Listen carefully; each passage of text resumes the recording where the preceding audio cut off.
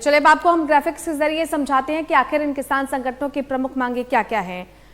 सभी फसलों की खरीद के लिए एमएसपी की गारंटी का कानून बने, ये किसानों की पहली और प्रमुख मांग है। दूसरी मांग यह है कि एमएसपी पर गारंटी कानून पर सरकार को तत्काल फैसला करना होगा।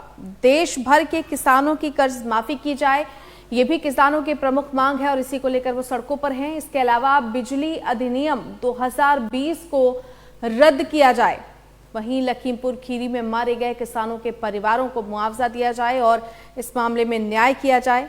साथ ही साथ किसानों पर दर्ज हुए मुकदमे वापस लिए जाए। हालांकि इस एक मांग पर सहमति सरकार की तरफ से मिली है।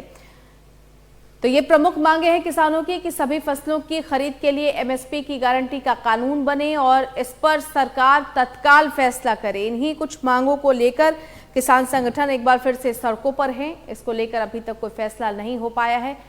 किसानों की ये भी मांग है कि देश भर के किसानों की कर्ज माफी की जाए, बिजली अधिनियम 2020 को रद्द किया जाए, लखीमपुर खीरी में मारे गए किसानों के परिवारों को मुआवजा दिया जाए, तत्काल उस मामले में न्याय किया जाए, साथ ही साथ किसानों पर दर्ज हुए मुकदमे वापस लिए जाएं। तो किसानों की प्रमुख मांगे, जिसे लेकर आज एक बार फिर से सरकार के प्रतिनिधि के साथ महत्वपूर्ण बैठक होनी है। 3 केंद्रीय नेताओं की, मंत्रियों की अगुवाई में ये महत्वपूर्ण बैठक किसान संगठनों के साथ होनी है। किसानों की मांग है कि एमएसपी पर गारंटी कानून को सरकार तत्काल सुने, उसे लागू करे, देश भर के किसानों की कर्ज माफी की जाए। कुछ और महत्वपूर्ण मसले हैं जिनको लेकर किसान संगठनों की आज बैठक है।